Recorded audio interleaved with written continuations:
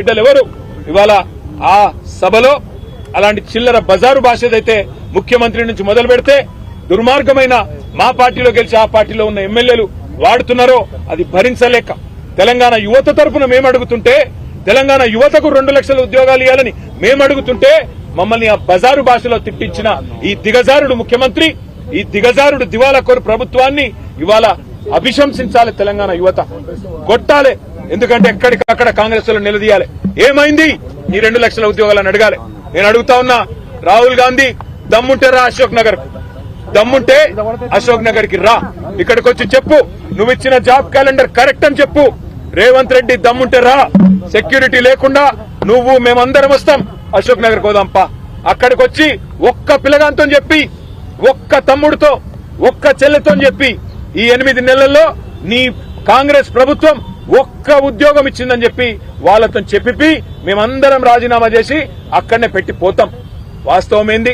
ఇప్పుడే పల్లా రాజేశ్వరరెడ్డి గారు చెప్పినట్టు మందికి పుట్టిన బిడ్డలు మా బిడ్డలు అని చెప్పుకుంటూ ఇవాళ కేసీఆర్ ప్రభుత్వం ఇచ్చిన 30-40 వేల ఉద్యోగాలు కాయిదాలు మాత్రం నువ్విచ్చి ఇవాళ డ్రామా ఏదైతే ఆడుతున్నావో రేవంత్ రెడ్డి, నేను అందుకే అంటున్నా, నీది డ్రామా కాకపోతే, నీది అబద్దం కాకపోతే, నువ్వు ఇచ్చిన ఉద్యోగాలు నిజమే అయితే నువ్వు వస్తావా, నీ రాహుల్ గాంధీ వస్తాడా?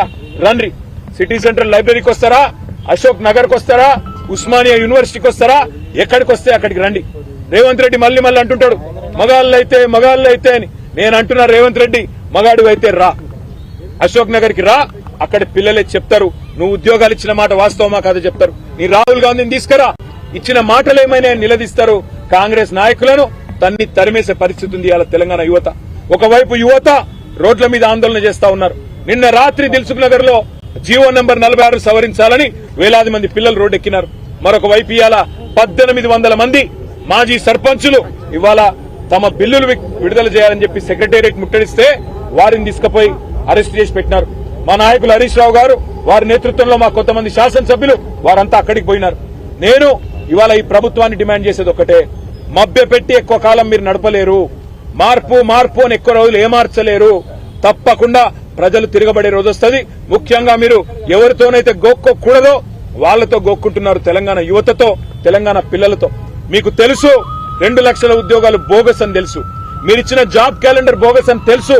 అయినా తెలిసి మళ్లీ పిల్లల్లో ఇవాళ ఉద్వేగాల్ని రెచ్చగొట్టే విధంగా లేని ఒక వాతావరణాన్ని నిర్మాణం చేసే ప్రయత్నం మీరు చేస్తా ఉన్నారు.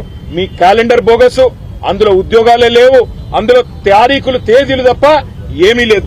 దాని మీద చర్చ పెట్టమంటే ఇవాళ ప్రభుత్వం పారిపోవడమే కాకుండా సిగ్గు లేకుండా ఇవాళ మళ్లీ మమ్మల్ని, మా ఎమ్మెల్యేలందరినీ కూడా ఒక బజారు భాషలో మా సాటి ఎమ్మెల్యేతో తిట్టించిన వైనం ఏదైతే ఉందో ఇది నిజంగా కూడా ప్రజాస్వామ్యానికి, అందరికీ, ఈ శాసనసభకి ఒక చీకటి రోజు.